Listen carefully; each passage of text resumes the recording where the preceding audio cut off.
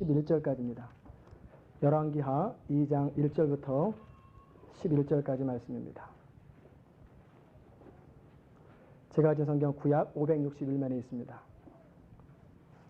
열왕기하 2장 1절부터 11절, 제가 한 절, 여러분이 한 절 교독하겠습니다. 여호와께서 회리바람으로 엘리야를 하늘에 올리고자 하실 때에 엘리야가 엘리사로 더불어 길갈에서 나가더니 엘리야가 엘리사에게 이르되 청컨대 너는 여기 머물라. 여호와께서 나를 베델로 보내시느니라. 엘리사가 가로되 여호와의 사심과 당신의 혼의 삶을 가리켜 맹세하노니 내가 당신을 떠나지 아니하겠나이다.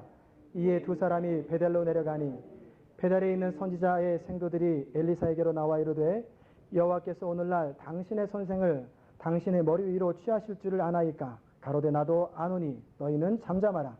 엘리야가 저에게 이르되 엘리사야 청컨대 너는 여기 머물라. 여호와께서 나를 여리고로 보내시느니라. 엘리사가 가로되 여호와의 사심과 당신의 혼의 삶을 가리켜 맹세하노니 내가 당신을 떠나지 아니하겠나이다 하니라. 저희가 여리고에 이르매 여리고에 있는 선지자의 생도들이 엘리사에게 나와 이르되 여호와께서 오늘날 당신의 선생을 당신의 머리 위로 취하실 줄을 아나이까. 엘리사가 가로되 나도 아노니 너희는 잠잠하라. 엘리야가 또 엘리사에게 이르되 청컨대 너는 여기 머물라. 여호와께서 나를 요단으로 보내시느니라. 저가 가로되 여호와의 사심과 당신의 혼의 삶을 가리켜 맹세하노니 내가 당신을 떠나지 아니하겠나이다. 이에 두 사람이 행하니라. 선지자의 생도 50인이 가서 멀리 서서 바라보매 그 두 사람이 요단가에 섰더니 엘리야가 겉옷을 취하여 말아 물을 치매 물이 이리저리 갈라지고 두 사람이 육지 위로 건너더라. 건네매 엘리야가 엘리사에게 이르되 나를 내게서 취하시기 전에 내가 네게 어떻게 할 것을 구하라. 엘리사가 가로되 당신의 영감이 갑질이나 내게 있기를 구하나이다. 가로되 내가 어려운 일을 구하는도다. 그러나 나를 내게서 취하시는 것을 내가 보면 그 일이 내게 이루려니와 그렇지 않으면 이루지 아니하리라 하고 함께 읽습니다. 두 사람이 행하며 말하더니 호련히 불수레와 불말들이 두 사람을 격하고 엘리야가 회리바람을 타고 승천하더라. 아멘.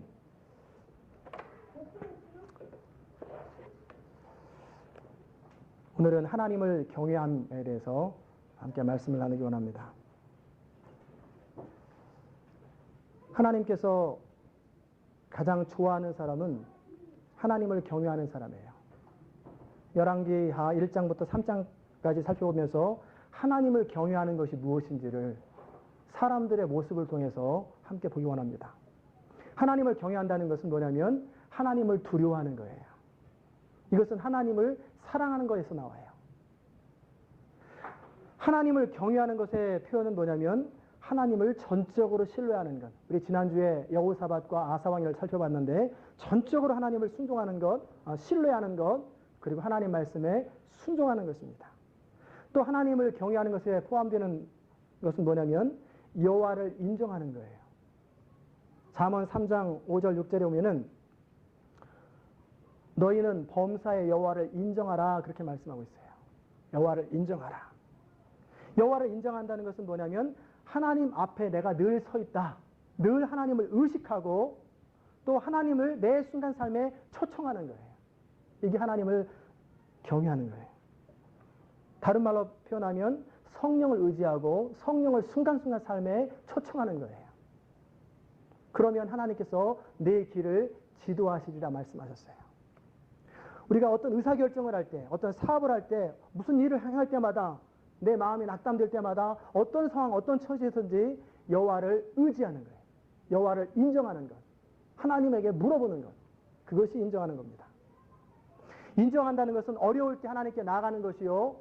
요셉과 같이 그 보디발의 아내가 유혹함에도 불구하고 그때 요셉은 하나님 앞에 내가 그렇게 할 수 없다고 하나님을 의식하고 살았던 거예요. 그리고 악에서 떠나는 것. 그리고 또한 하나님의 사람들을 존중하는 것이 포함됩니다. 또한 그 여호와를 인정한다는 건 뭐냐면 하나님을 목마르게 추구한다. 헝거 포 갓. 하나님을 향해서 목말라 하는 것. 그것이 포함되는 거예요. 오늘 그 말씀 가운데 여러 사람들이 등장합니다. 근데 결국 두 부류로 나눠주는데 하나는 하나님을 경외하는 사람, 또 한 부류는 하나님을 경외함이 없는 사람. 그리고 그 두 사람들 향해서 하나님께서 어떻게 하시는지 살펴보게 될 거예요. 말씀을 듣는 가운데 여러분 개인에게 말씀하신 하나님의 음성을 친히 들으시길 바랍니다. 1장부터 보면은 악명 높은 아합 왕이 죽은 후에 그 아들 아하시아라고 하는 사람이 왕이 되었어요. 그런데 이 아하시아는 그 타락의 난간에서 어떻게 바깥을 보다 그랬는지 뚝 떨어졌어요. 그리고 병이 들었어요. 그러자 사자를 에그론 신 바알세불에게 보내가지고 내 병이 나을 것인지 안 나을 것인지 물어보라. 이 사람은, 이 아하시아라는 사람은 바알을 섬기는 사람이에요. 그래서 바알의 그 신 가운데 에그론이라고 하는 동네에 특별히 바알 신을 잘 섬기는데 내가 낫게 될 건지 안 낫게 될 건지 한번 물어봐달라. 이스라엘 땅에도 바알 신을 섬기는 사람이 있는데 왜 그 다른 나라로 보내냐면 내가 병들은 것과 그 왕이 그리고 이 병이 만약에 안 나을 거라고 무슨 그런 얘기가 나오면은 나라가 어지러우니까 몰래 다른 사람한테 정치적인 그 입장 때문에 물어보는 거예요. 그때 하나님의 사자가 디셉 사람 엘리야에게 나타났어요. 그리고 하나님께서 불쾌하다는 것을 전달했어요. 이스라엘에 하나님이 없어서 에그론의 신 바알세불에게 물으러 가느냐? 바알세불이란 말은 파리 대왕이란 말이에요. 그러므로 여호와의 말씀이 네가 올라간 그 침상에서 내려오지 못하고 반드시 죽으리라. 이렇게 하나님의 사자는 말했어요. 사자들이 왕의 심부름꾼들이 왕한테 너무 일찍 돌아오니까 왜 이렇게 일찍 왔느냐? 그랬더니 그 중간에 이러이러한 사람을 만나가지고 그 사람이 이렇게 말하더이다. 그래서 이 왕이 그 사람이 모양이 어떻게 생겼냐? 그랬더니 털옷을 입었는데 마치 세례요한처럼 이렇게 털이 많은 사람입니다. 그랬더니 그 사람 엘리야 맞다. 그러면서 그 엘리야를 잡으러 사람들을 보냈어요. 50부장과 함께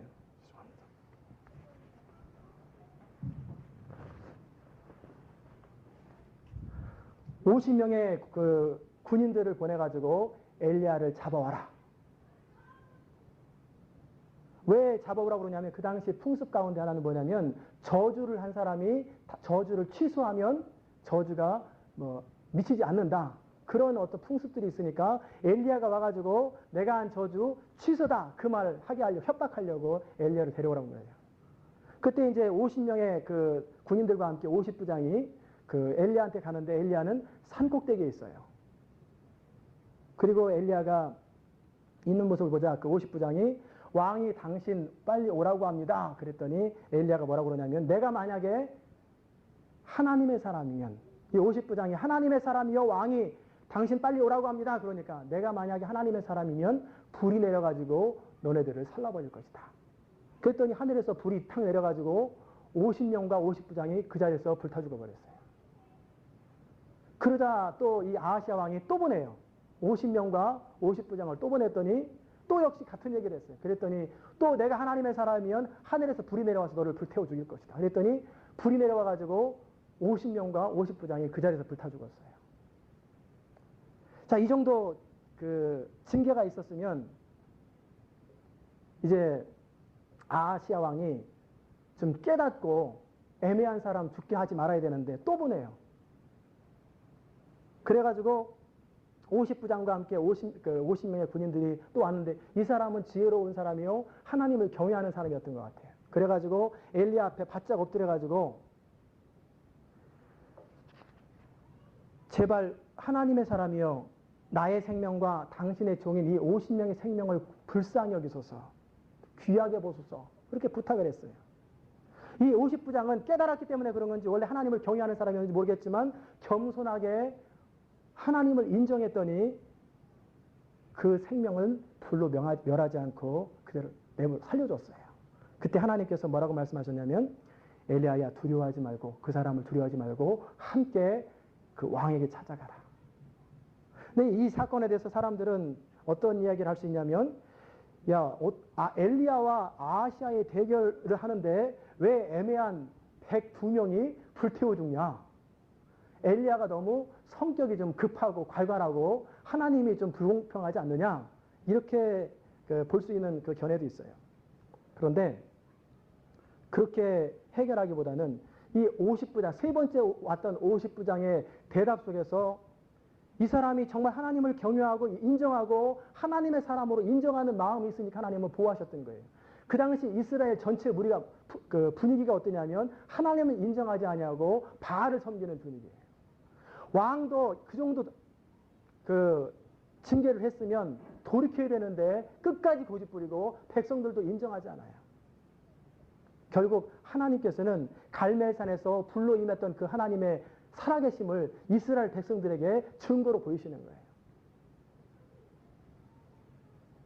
결국 이 아하시아 왕이라는 사람도 그 하나님의 거듭되는 경고에도 불구하고 고집부리다가 엘리야가 찾아가서 뭐라고 말했냐면 에그론의 신 바알세불에게 물으러 갔다. 당신은 하나님, 이 땅에 하나님이 있는데도 그러므로 네가 올라간 그 침상에서 내려오지 못하고 멸망을 당할 것이다. 그렇게 하고 결국 그 사람은 그렇게 초라하게 죽고 말았어요. 두 번째 그 사건이 나오는데 그 사건은 뭐냐면 2장에서 나오는 사건이 엘리야의 승천과 후계자 엘리사예요. 여기서 우리가 엘리야와 엘리사의 그 사건을 통해서 또다시 하나님을 경외하는 것이 뭔지를 살펴보기 원합니다. 엘리사는 스승 엘리야를 따라서 한 10년 동안 잘 배웠어요. 왕들의 연대를 쭉 살펴보면 한 10년에서 한 12, 13년 정도를 엘리야를 따라다녔던 것 같아요. 그런데 어느 날 엘리야가 엘리사에게 뭐라고 말했냐면 너는 여기 머물라. 여호와께서 나를 베델로 보내시느니라. 그때 엘리사가 대답하기를 내가 여호와의 사심과 당신의 혼의 삶을 가리켜 맹세하노니 내가 당신을 떠나지 아니하겠나이다. 그리고 이제 그러니까 엘리야가 엘리사를 데리고 베델로 갔어요. 그때 베델에 있는 선지자의 생도들이 뭐라고 엘리사한테 얘기했냐면 여호와께서 오늘날 당신의 선생을 당신 머리 위를 취하실 것을 모르나이까 아나이까. 그러니까 엘리사가 나도 안다. 너희는 잠잠하라. 이게 무슨 말이냐면 엘리야 선지자를 하나님이 데려갈 건데 굳이 그 사람 따라다녀서 뭐 하느냐. 왜 이렇게 졸졸 쫓아다니냐. 지금 그 얘기하는 거예요. 나도 안다. 그러나 너희 잠잠하라. 엘리야가 이제 베델에 가가지고 또 다시 하나님이 나를 여리고로 보내는데 너는 여기 머물러 있어라. 그때 엘리사가 같은 대답을 해요. 여호와의 사심과 당신의 혼의 삶을 가리켜 맹세하노니 내가 당신을 떠나지 아니하겠나이다. 그리고 여리고로 함께 갔어요. 그랬더니 여리고에 있는 선지 생도들이 똑같이 말했어요. 여호와께서 오늘날 당신의 선생을 당신 머리 위로 취할 줄 아나이까? 나도 안다. 그러니 잠잠하라.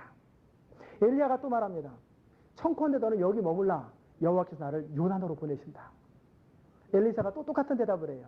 여호와의 사심과 당신의 혼의 삶을 가리켜 맹세하노니 나는 당신을 떠나지 아니하겠나이다. 그러자 이제는 거절하지 아니하고 엘리사를 데리고 쫓아다녀요. 그때 요단을 앞에 서 있는데 엘리야가 겉옷을 딱 저처럼 벗더니 이걸 둘둘 말아가지고 요단 이렇게 해가지고 요단강물을 탁 치니까 요단강이 쫙 갈라지면서 평지처럼 걸어가는 거예요. 그걸 이제 선지생도 50명이 거기서 멀리서 그것을 목격한 거예요. 그때 엘리야가 엘리사에게 뭐라고 물어보냐면 하나님이 나를 취하기 전에 내가 너에게 뭘 해줬으면 좋겠냐. 어떻게 해주길 원하길래 이렇게 쫓아다니냐.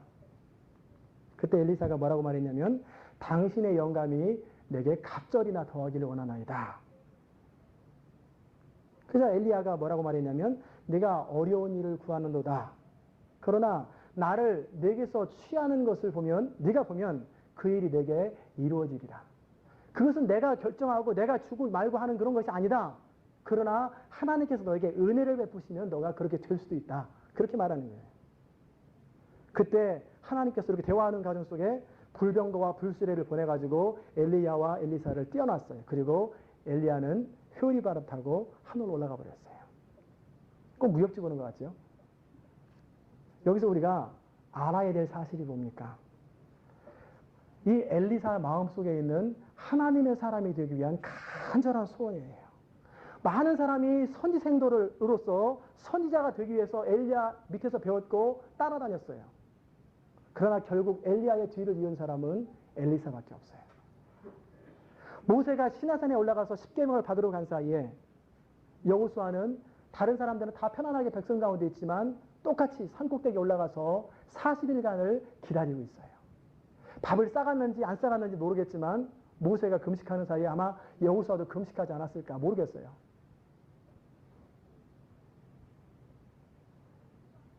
위대한 지도자가 되기 위해서, 하나님의 사람이 되기 위해서 우리가 해야 될 건 뭐냐면 충성스러운 따르는 자가 되는 거예요. 사람들은 다 하나님 앞에 쓰임받기를 원해요. 그러나 하나님 앞에 쓰임받고 하나님 앞에 귀히 쓰임받는 사람이 되기 전에 해야 될 것은 뭐냐면 잘 따르는 사람이 되어야 돼요. 많은 사람들이 소원하고 있어요. 하나님 앞에 이왕 사는 거 정말 멋지게 쓰임받고 싶고 위대한 지도자로 쓰임받고 싶고 리더로 쓰임받고 싶다. 그런데 하나님은 그렇게 원한다고 다 쓰이는 거 아니에요. 중심을 살피시고 쓰임받기 전에 우리 태도를 검증하세요. 정말 헌신되어 있는가? 정말 충성스럽게 섬길 줄 아는가? 사람들이 지도자를 꿈꾸지만 충성스러운 종이 되기는 싫어해요. 그런데 하나님의 사람들은, 하나님께서 하시는 일은 충성스러운 사람들 가운데서 하나님의 사람을 뽑아요. 그래서 잘 어떤 리더를 잘 받들고 섬겨준 사람을 하나님께서 나중에 들어서 쓰세요. 여호수아와 갈렙 이 두 사람 가운데 세상적으로 싸움을 잘하거나 언변이 있거나 모든 면에 뛰어난 사람은 갈렙이 더 뛰어나요. 그러나 실제 백성의 리더는 여호수아가 백성의 리더가 되었어요. 하나님은 어떤 분이시냐면 능력 있고 뛰어나고 모든 면에 갖춰진 사람, 이런 사람보다는 잘 섬길 줄 아는 사람, 잘 따라다닐 수 아는 사람, 이런 사람을 쓰세요. 이 엘리사라고 하는 사람은 이 스승 엘리야를 마지막 순간까지 보고 싶었던 거예요. 그리고 끝까지 하나님의 사람으로 되기 위한 간절한 소원들이 있어요. 하나님께서는 이미 엘리사를 처음부터 선택하셨죠. 그러나 테스트를 하시는 거예요. 선지생들을 통해서 테스트하고 엘리야를 통해서 여기 머물러 있어라. 그러면 웬만하면 그러지 뭐. 알아서 하시라고. 그리고 주저앉아버릴 때가 참 많아요. 안 되는가 보다 나도 하려고 그랬는데 잘 안 되네. 그러나 이 엘리사의 마음속에는 간절한 소원이 있는 거예요. 하나님 앞에 아름답게 쓰임받고 싶다. 그리고 끝까지 마지막 순간까지 따라다녔던 그 엘리사의 마음이 하나님 앞에 전달된 거예요. 근데 엘리사가 엘리야에게 구했던 것이 뭡니까? 하나님의 영감을 갑절이나 구했다. 이 말은 엘리사가 엘리야보다 더 위대한 일을 하겠다 그런 거 아니에요. 성령을 갑절로 부어줘라 그거 아니에요. 근데 우리 그런 식으로 어떤 능력 측면으로 이렇게 우리가 착각할 경우가 있는데 그런 것이 아니라 하나님의 영감을 갑절이나 원했던 그 엘리사의 마음속에는 어떤 마음이냐면 스승 엘리야를 10년 동안 지켜봤잖아요. 그리고 엘리야에게 있는 그 하나님 앞에서의 용기와 담대함, 그리고 충성스러움, 하나님께 대한 신뢰, 하나님의 뜻이라면 철저하게 순종하는 그 순종의 영, 이런 하나님의 영이 그 가운데서 그를 사로잡기를 원하는 거예요. 엘리사는 정말 내가 무엇을 구해야 될지를 잘 아는 사람이에요. 여러분, 하나님의 사람으로 쓰임받기 위해서 구해야 될 것이 뭡니까? 바로 하나님을 잘 섬기는 마음이에요. 하나님을 잘 섬기는 마음, 하나님을 사랑하는 마음, 하나님을 향한 충성스러운 마음, 하나님을 온전히 신뢰하는 마음, 하나님의 뜻이라면 내가 모든 것을 다 철저히 내려놓고 순종하는 헌신된 마음, 이것을 구해야 돼요. 근데 많은 사람들이 어떤 능력을 구하고 어떤 뭔가 눈에 보이는 걸 구하다가 하나님 앞에 떼써다가 그렇게 받을 경우가 있어요. 그러나 그것 때문에 그가 망해요. 정말 섬기는 마음, 충성스러운 마음, 신뢰하는 마음, 순종의 영을 달라고 하나님 앞에 기도해야 돼요. 제가 성경 공부할 적에 종종 얘기를 하죠. 여러분 기도하실 때 아침 먹을 때, 점심 먹을 때, 저녁 먹을 때 또는 길을 걸어가면서 하나님을 사랑하게 해달라고 하는 그 기도를 수십 번씩 하세요. 하루에. 그렇게 한 5년 정도 하세요. 그렇게 종종 제가 여러 사람한테 보냈어요. 여러분 하고 계세요? 날마다 밥 먹을 때마다 입 안 먹고 하나님 사랑하게 해주세요. 이 걸어가면서도 순간순간 하나님 사랑하게 해달라고, 커피 한 잔 마시면서 하나님 사랑하게 해달라고, 그 하나님을 향한 간절한 마음, 하나님을 사랑하고 싶어하는 마음, 하나님을 경외하는 마음, 하나님께 순종하는 사람 되게 해달라고, 이 성품에 관해서 하나님 앞에 간절히 구해야 돼요. 하나님은 이런 부분에 갖춰지기만 하면 쓰시는 건 잠깐이에요. 능력은 금방 나타나요. 능력은 하나님이 그냥 부어주시면 그냥 오늘 능력 부으시면 오늘부터 나타나는 거예요. 그러나 문제는 갖춰줘야 돼요. 우리 안에 얼만큼 하나님을 향해서 목말라 있는가, 얼만큼 하나님을 간절히 추구하는가, 이것이 바로 하나님의 사람에게 필요한 거예요. 여러분, 하나님을 향해서 어느 정도 목말라하고 있어요? 사슴이 시냇물을 찾아 헤맨같이 그 정도 목말라하고 있어요. 하나님 없이는 난 안 된다, 하나님의 은혜 없이는 안 된다고 하는 간절함 때문에 사슴이 시냇물을 찾아 목마른다는 말은 무슨 말이냐면, 사슴이라고 하는 동물은 겁이 많아요. 평상시 때는 잘 도망다녀요. 그런데 정말 목이 타가지고 갈증이 나서 견딜 수 없을 때 시냇물을 찾았어요. 그러면 그 시냇물을 먹는 동안에는 옆에 사자와 호랑이가 와서 자기를 물어도 끝까지 물을 먹어요. 안 도망가요. 그 정도 간절함이 있는 거예요. 나는 하나님을 추구하고 하나님을 향한 목마름 때문에 내 인생이 어떻게 되어져도 좋다, 철저하게 하나님을 찾고 하나님을 소원하고 하나님을 추구하고, 그런 사람, 이 하나님의 간절한 그 하나님을 향한 소원, 엘리사의 소원을 하나님이 들으셨어요. 그리고 엘리야가 승천하는 장면을 목격한 거예요. 다른 모든 선지생도는 그 장소에 없었어요. 그때 엘리야가 사라지는 것을 보고 엘리사가 소리 지르죠. 내 아버지여, 내 아버지여, 이스라엘의 병거와 마병이여. 엘리야를 바라보면서 엘리사는 아버지로 여기고, 그리고 엘리야를 향하여 어떤 고백을 합니까? 이스라엘의 병거와 마병이라고 하는 고백을 해요. 이 말은 뭐냐면, 하나님의 능력으로 엘리야가 다른 군인이나 어떤 왕이 아니라 실제로 이스라엘을 엘리야가 지키고 보호했다는 거예요. 하나님의 능력을 힘입어서. 실제 엘리야가 이스라엘 백성들이 우상에서 떠나게 하려고 얼마나 애쓰고 몸부림쳤어요. 어려움이 있을 때마다 하나님 앞에 기도하면서 문제를 얼마나 잘 해결했어요. 엘리사는 이제 엘리야의 몸에서 떨어진 그 옷자락을 주우면서 유단 선 거예요. 그리고 이 겉옷을 가지고 엘리야랑 똑같이 하고, 엘리야의 하나님 여호와는 어디 계시나이까 하고 강물을 탁 쳤더니 역시 물이 쫙 갈라지면서 건너가게 되는 거예요. 사람들이, 선지생도들이 그 엘리야의 영감이 엘리사에게 임하는 것을 바라보면서 이제는 그 엘리사 앞에 엎드려서 절을 하고 하나님의 선지자를 인정합니다.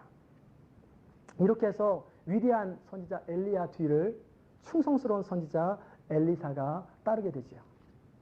세 번째 그 장면에 어떤 장면이 나오냐면, 그 선지자의 무리와 징계를 받은 아이들의 장면이 나와요.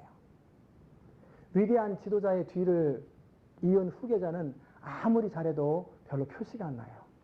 워낙 전임자가 뛰어나면 후임자가 웬만큼 잘해도 표가 안 나요. 엘리사가 엘리야의 영감을 가져 물을 가르고 그랬는데도 선지생도들은 엘리사를 인정하지 않는 거예요. 엘리야는 머리가 허연 노인이고 이 엘리사는 젊은 사람이에요. 여리고에 있는 선지생도들이 엘리사한테 찾아와서 요청하기를 뭐라고 하냐면, 우리가 엘리야를 찾으러 가야 되겠다. 엘리사가 말합니다. 가지 마라. 가봐야 못 찾는다. 찾을 수가 없다. 하나님이 데려가셨다. 안 믿어요. 그리고 50명을 데리고 3일 내내 그 산을 다 샅샅이 찾았죠. 그러나 결국 발견하지 못하고 돌아가죠. 이게 무슨 행동들입니까? 이 선지 생도들은 이 엘리사보다는 이전에 엘리야를 더 그리워하는 거예요. 그리고 엘리야를 한 번 더 봤으면 좋겠다. 이 엘리사, 너 젊은 것이 뭐 할 수 있겠냐? 인정 못한다. 지금 그런 얘기예요. 새로운 지도자보다 이전의 지도자를 더 그리워하는 거예요. 이것은 바람직하지 않아요. 새 술은 새 부대에 부어야 되는데 많은 교회 문제들 가운데 이전의 목회자의 영향력이 그 은퇴하였음에도 불구하고 교회에 미쳐요. 그래가지고 그로 인해서 교회가 막 나뉘어지고 원격 조정 다 하시고, 새로운 목회자가 이제 그 교회에 와서 교회를 이끌어감에도 새로운 지도자를 사람들이 안 따라요. 그리고 항상 중요한 문제는 전임자한테, 새로운 사람들한테 물어봐요. 이전에 있던 분들한테 늘 물어봐요. 옛날 일을 떠올리고 순종하지도 않고, 이것이 좋지 않은 태도예요. 새로운 지도자가 생겼을 때는 믿고 따라줘야 돼요. 그렇지 않을 때는 이전의 지도자에 대한 마음 갖는 건 괜찮아요. 그러나 그 마음이 교회를 무너지게 만든다는 거예요. 또한 여러분이 새로운 교회에 정착하게 되었을 적에 해야 될 일이 뭐냐면 이전 교회에 대해서 이제는 내려놓는 거예요. 많은 경우 어떤 생각 갖고 있냐면 내가 전에 많이 은혜 받았던 곳, 그걸 가지고 일평생 간직하고 다니면서 계속 그 얘기를 하고 다녀요.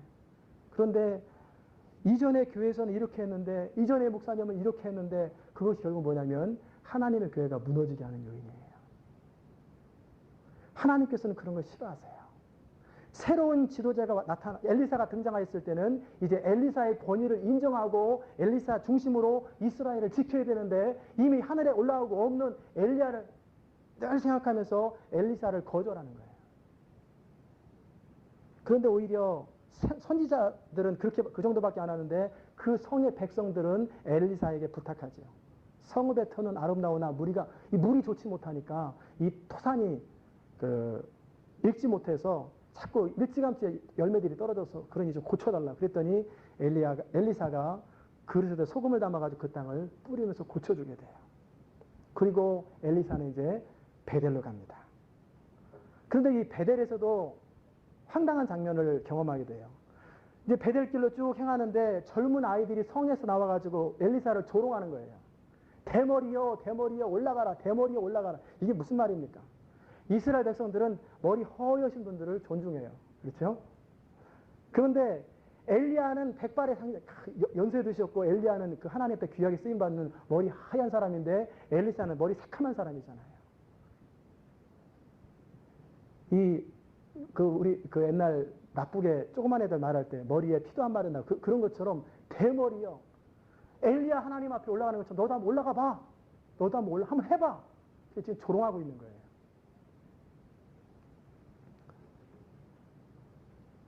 마치 예수님께서 십자가에 달리셨을 때 사람들이 예수님을 조롱하기를 네가 하나님이면, 하나님의 아들이면 내려와서 한번 해봐. 그러면 내가 믿을게. 결국 이것은 불순한 태도지요. 하나님의 사람을 모독하는 것은 하나님을 모독하는 거예요. 이스라엘 백성들은 예수님을 조롱하고 십자가에 못 박은 지로 AD 70년에 철저하게 멸망당했고 그 이후로 2000년 동안 방황하고 다녀요. 여기서 아이들이라고 그랬는데 아이들이 조그만 4살, 5살 그런 게 아니에요. 10살부터 30살까지 평균 그 나이를 아이라고 보통 말해요. 그러니까 무엇이 옳은지 무엇이 그른지를 구분할 줄 아는 나이예요. 그런데 이 사람들이 엘리사를 모독하고 하나님의 권위를 인정하지 않는 거예요. 그러자 엘리사가 하나님의 이름으로 저주를 했어요. 그러자 숲에서 앙콤 둘이 나타나가지고 그 아이들 가운데 42명을 물어가지고 찢었어요. 하나님의 사람을 거역하는 것은 곧 하나님을 거역하는 거예요. 우리가 참으로 주의 깊게 듣고 조심해야 될 것이 있어요. 레위기 26장 21절 22절에 오면은 하나님을 거절할 때 우리가 저질러 죄에 7배나 재앙이 임한다고 그랬고, 또 하나님을 거역한 사람들을 어떻게 하냐면 하나님께서 들짐승을 보내가지고 자녀를 물겠다고, 그렇게 한 그대로 저주가 임하는 거예요. 우리가 일평생 조심해야 될 건 뭐냐면 하나님의 사람, 하나님의 종들을 대적하는 자리에 서지 마세요. 싸우는 자리에 거기 서지 마세요. 설령 그들이 무슨 잘못을 저질렀다 하지라도 그 사람들과 붙들고 싸우고 그렇게 하지 말고 다른 사람은 하게 내버려 두더라도 여러분은 하지 마세요. 하나님은 이 일에 대해서 철저하게 징계하세요. 하나님의 사람들, 하나님의 종들에 대해서 징계할 때 하나님은 분명하게 심판하세요. 왜냐하면 하나님의 종들은 하나님이 심판하세요. 하나님의 사람들은 하나님이 책임지시고 징계하시고 깨닫게 하세요. 이 사실을 알았기에 다윗은 사울왕한테도 함부로 안 하는 거예요. 하나님이 기름 부어 세운 종이라고 함부로 못하는 거예요. 애틀란타 교회들 가운데 여러 가지 문제들이 많아요. 특별히 목회자들 가운데 문제들이 참 많은 분들이 있어요. 그럼에도 내버려 두세요. 같이 멱살 붙잡고 싸우고 서로 같이 말싸움하고 그런 거 하지 마세요. 정말 여러분이 하나님의 주권을 믿을진데 기도하세요. 하나님 뭐라고 말씀하셨어요? 원수를 갚는, 설령 원수일지라도 너네들이 원수 갚는 거 아니다. 하나님 앞에 축복하라고 그랬어요. 그러면 하나님이 대신 그 머리 위에다가 숯불을 올려놓겠다고 말씀하셨어요. 근데 많은 경우 하나님의 그 주권을 인정하지 아니하고 내가 대신 원수를 갚고 내가 대신 심판자처럼 행동해요. 정말 여러분을 아껴서 말씀드리는 거예요. 아무리 옳고 명분이 있는 것처럼 보여도 이것은 하는 거 아니에요. 정말 하나님의 주권을 믿으시면 기도하세요. 그러면 하나님의 사울왕을 징계하듯이 철저하게 몇 번 경고해서 안 들으면 하나님이 쳐버려요. 오늘 말씀을 들으신 여러분들은 그 하나님께서 사용하시는 사람들을 함부로 하지 않기를 바랍니다. 제가 한국에 있을 적에 어느 좀 큰 교회 목사님이 실제인지 아닌지는 모르겠어요. 소문에 보니까 돈 문제 걸렸고 여자 문제 걸렸고 여러 가지를 걸렸어요. 그래가지고 그 가운데 안수 집사님 세 분이서 주동이 돼가지고 그 목사님을 끌어내는데 정말 심하게 했어요. 굉장히 심하게 하고 설교하는데 계란 던지고 아주 그냥 막 그렇게 하는데 문제는 그래서 그분이 쫓겨났죠. 그리고 그 공로로 인정돼서 세 분이 다 장로가 됐어요. 그런데 세 분이 그 1년 내에 다 죽었어요. 그리고 그 교회 출신 성도들은 두려워서 함부로 말을 못하는 거예요. 자기도 어떻게 될까? 왜냐하면 하나님의 사람들은 하나님이 책임지고 하나님이 징계하세요. 함부로 하지 마세요. 암콤이 그 아이들을 찍었으나 죽게 하진 않았어요.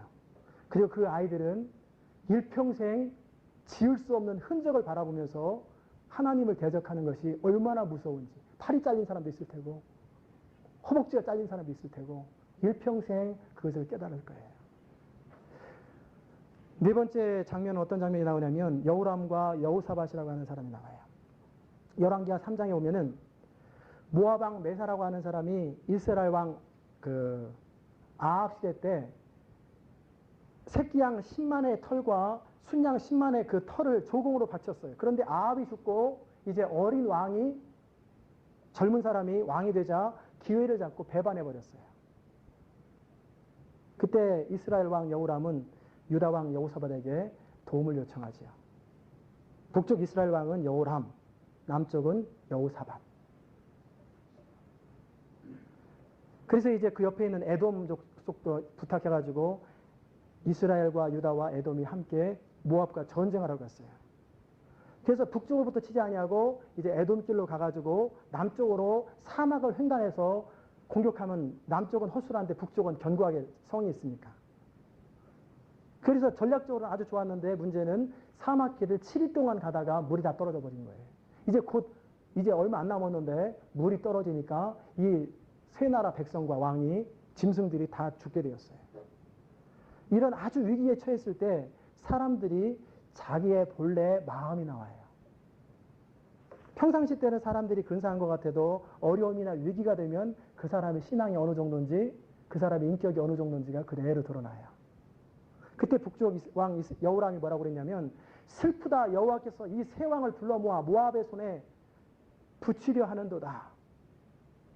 이게 무슨 말이냐면 유다 왕을 설득하고 에돔 왕을 설득해서 전쟁하러 간 이유는 뭐냐면 이제 자기들한테 조공바치던 모압 왕이 안 다치니까 자기 이익을 위해서 자기가 주선해서 갔는데도 불구하고 하나님께서 우리를 다 죽이려고 이렇게 전쟁을 시켰다 이렇게 핑계를 하나님께 대는 거예요. 자기는 바알신을 섬기는데 바알신은 비를 내리는 신인데 하나님을 회방해가지고 이렇게 됐다. 그래서 우리가 바알신한테 돌아가면 되지 않겠냐. 뭐 이런 생각 배경으로 얘기를 하는 거예요. 그때 여호사밧 왕이 말합니다. 우리가 여호와께 물을 만한 선지자가 없습니까?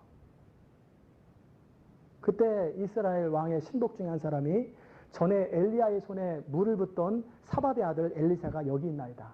하나님은 그 상황을 미리 아시고 엘리사를 전쟁터에 같이 따라 보내신 거예요. 그래서 바로 옆에 있게 하신 거예요. 왜냐하면 7일 동안 사막을 걸어오면 이미 다 죽죠. 하나님이 다 아신 거예요. 그러자 이제 여호사밧이 여호와의 말씀이 그에게 있도다. 그러면서 그한테 물어보러 가자. 어떻게 하면 좋겠는지. 그래서 이스라엘 왕과 유다 왕과 에돔 왕이 함께 엘리사에게 나갔어요. 그때 엘리사가 이스라엘 왕 여호람에게 뭐라고 그러냐면 내가 당신과 무슨 상관이 있나이까? 당신의 부친의 선지자들과 당신 모친의 선지자들을 찾아가소서. 다시 말하면 당신이 좋아하는 바알신에게 가소서. 왜 나한테 오냐고. 그때 여호람 왕이 한 번도 하나님을 원망하는 말을 해요. 여호와께서 우리 세 사람 왕을 불러가지고 모압 왕의 손에 붙이려고 하는데 당신이 책임져야 되지 않겠냐. 지금 그 얘기하는 거예요. 그때 엘리사가 대답하기를 내가 섬기는 만군의 여호와의 사심을 가리켜 맹세하노니 내가 만일 유다 왕 여호사밧의 낯을 봄이 아니면 당신을 향하지도 아니하고 보지도 아니하였으리다. 그렇게 말했어요. 내가 지금 도와주고 하나님께서 날 이곳에 보내신 것은 하나님을 경외하는 여호사밧 때문에 내가 왔지 당신 같으면 내가 도와주지도 않고 기도도 안 할 것이다. 북쪽 이스라엘 왕은 하나님을 의지하지 않는 왕이요. 오히려 여호사밧이 섬기는 하나님을 무시하는 사람이에요. 원망하는 사람이에요. 비록 남쪽 유다 왕 여호사밧은 북쪽 이스라엘 왕을 도와주는 것은 문제가 있었지만 어려운 일이 있을 때마다 위기에 처할 때마다 늘 하나님께 물어보고 하나님의 도움을 구하고 인정하는 사람이었어요. 결국 이 여호사밧의 믿음 때문에 그 전쟁은 승리를 거두게 되죠. 근데 그 열왕기하 마지막 3장에 보면은 재미난 장면이 나와요. 그 모압 왕이 자기 전쟁에서 패해가니까 자기 아들을 불태워서 자기들 관례대로 했어요. 그런데 그거가 연결되었는지 연결되지 안 하는지 모르겠지만 어떻게 나와 있냐면 그때 이스라엘에 통분함이 임했다 그렇게 되어 있어요. 그 영어 성경으로 보면 뭐라고 나오냐면 분노가 그리고 펄이라고 되어 있어요. 아주 분노함이 이스라엘에게 임했다. 그러진 않죠. 그 모압 왕이 자기 아들을 제사 지냈기 때문에 그 신이 이스라엘 왕에게 분노했다. 그렇진 않을 거예요. 이미 유다 왕과 에돔 왕이 사라진 사이에 이스라엘 왕과 백성들만 남았을 때 하나님은 이 이스라엘 그 요람 왕에게 분노하신 거예요. 그러자 그 분노를 받고 그냥 고국으로 다 도망가 버렸어요. 우리가 열왕기하 1장, 2장, 3장을 우리가 살펴보면서 하나님을 경외함이 무엇인가? 하나님을 경외하는 것이 과연 무엇인가? 하나님을 인정하는 거예요. 하나님을 두려워하는 거예요. 하나님을 인정하지 아니하고 내 병이 낫겠는가 하고 에그론의 신 바알세바에 물었던 아하시아는 결국 버림받았죠. 여러 번의 징계가 있음에도 깨닫지 못했기 때문에 그는 초라하게 죽었어요. 또 왕의 권력만을 믿고 하나님의 사람을 두려워하지 않았던 2명의 50부장과 함께 그 100명의 군인들도 역시 불에 타 죽었어요. 그러나 하나님을 두려워하고 하나님 앞에 겸손했던 세 번째 50부장은 생명을 건졌고 그 때문에 그의 부하들도 역시 살림을 받았죠. 또한 하나님의 사람으로 쓰임받기 위한 스승인 엘리야를 충성스럽게 따랐던 엘리사는 그의 간절한 소원대로 하나님께 쓰임받았어요. 반면에 하나님의 사람을 인정하지 못했던 선지 생도들은 그저 그렇게 쓰임받지 못하는 사람으로 됐지요. 또한 하나님의 사람을 조롱했던 아이들은 평생에 지울 수 없는 상처를 가진 거예요. 그리고 또한 마지막 장면에서 하나님을 경외하지 못했던 이스라엘 여호람 왕은 하나님께 인정받지 못했고 하나님을 경외하는 여호사밧 왕은 하나님의 보호하심을 받았어요. 우리의 삶 가운데 하나님을 경외하는 것이 참 중요해요. 성도 여러분, 여러분의 삶의 순간마다 하나님께 물어보세요. 어떤 문제가 생길 때마다 사람들에게 조언을 구하고 이 사람 저 사람 찾아가기 전에 하나님께 먼저 물어보세요. 그럼 하나님께서 어떠한 방법으로든지 여러분의 길을 인도하세요. 그리고 하나님을 경외하는 마음으로 하나님의 사람들을 소중하게 대해야 돼요. 특별히 하나님께서 사용하시는 사람들을 여러분 함부로 하지 마세요. 하나님을 경외하는 마음으로 존중하세요. 특별히 입 조심하세요. 우리 입에서 함부로 무시하는 말, 조롱하는 말을 하면 하나님께서 그거 그냥 안 내버려요. 그 다음에 마지막으로 특별히 위기의 순간에 하나님을 신뢰하시기 바랍니다. 그럴 때 하나님께서는 여러분의 도움의 손길을 허락하세요. 여러분이 일평생 하나님을 의식하고 사세요. 하나님은 살아계세요. 하나님 그리고 중심을 살피세요. 그리고 하나님을 인정하면서 하나님을 두려워하고 의식하고 그럴 때 하나님은 그런 사람들에게 충만한 복을 주세요. 여러분의 생애가 여호와를 경외하는 복된 생애가 되기를 주의 이름으로 축원합니다. 기도하십시다. 은혜로우신 하나님 참으로 감사합니다. 하나님을 경외하는 것, 하나님을 두려워하는 것이 우리 삶이 얼마나 필요한지요. 하나님은 안 보이고 사람은 눈에 보이고 그래서 하나님을 두려움도 없이 함부로 살고 함부로 행동하고 함부로 말할 때가 우리가 얼마나 많은지요. 하나님 그렇게 하지 않도록 도우시옵소서. 문제 앞에서 하나님을 의지하지 아니하고 사람과 도림이 없는 사람들과 다른 신을 의지하는 자에겐 저주가 있겠다고 하나님 말씀하셨는데 정말 매 순간 하나님을 의지하는 것이 우리 삶의 습관이 되게 하여 주옵소서. 정말 하나님 앞에 쓰임받기 위하여 엘리사처럼 그렇게 간절하고 하나님을 향하여 목말라하는 그런 마음들 우리에게 허락하여 주옵소서. 하나님을 추구하되 충성스러운 마음을 하나님을 온전히 신뢰하고 순종하는 마음, 하나님을 정말 사랑하는 마음을 달라고 날마다 구하고 기도할 수 있도록 하나님을 향하여 간절한 목마름이 우리 가운데 있을 수 있도록 은총 베풀어 주옵소서. 하나님 선지자의 무리나 징계를 받은 아이들처럼 하나님이 세우신 사람들을 함부로 무시하지 않도록 조롱하지 않도록 주여 도우시고 우리 눈에 어찌 보이든지 하나님의 앞에 맡기고 하나님의 주권을 인정하며 다윗처럼 사울왕의 옷깃을 비워놓고도 마음이 떨려서 회개하고 정말 그렇게 하나님의 사람들을 존중하고 그 사람들이 위대하고 존경스러워서가 아니라 그들을 세우신 하나님이 두렵기 때문에 정말 존중할 수 있도록 주어 도우시고 오히려 기도할 수 있도록 은혜 베풀어 주옵소서. 하나님 위기의 시대에 어려움의 순간에 하나님을 찾게 하시옵소서. 하나님을 간절히 찾아 우리의 인생의 어려움들을 극복하는 은혜를 허락하여 주옵소서. 우리 마음에 하나님 경외하는 마음을 주옵소서. 그리함으로 우리가 정말 복을 받을 수 있도록 도우시고 정말 이 애틀란타의 많은 사람들처럼 우리가 함부로 말하고 함부로 행동하지 않도록 도우시고 정말 늘 여호와를 경외함으로 범사에 조심하고 말을 조심하고 행동을 조심하고 그리함으로 하나님께서 우리에게 부어주시는 하나님의 선하심과 은혜를 늘 경험할 수 있도록 주여 도우시옵소서. 예수 그리스도의 귀하신 이름으로 기도드리옵나이다. 아멘. 하늘에 계신 우리 아버지 이름이 거룩히 여김을 받으시오며 나라 임하시오며 뜻이 하늘에서 이룬 것 같이 땅에서도 이루어지이다. 오늘날 우리에게 일용할 양식을 주옵시고 우리가 우리에게 죄 지은 자를 사하여 준 것 같이 우리 죄를 사하여 주옵시고 우리를 시험에 들게 하지 마옵시며 다만 악에서 구하옵소서. 대개 나라와 권세와 영광의 아버지께 영원히 있사옵나이다. 아멘.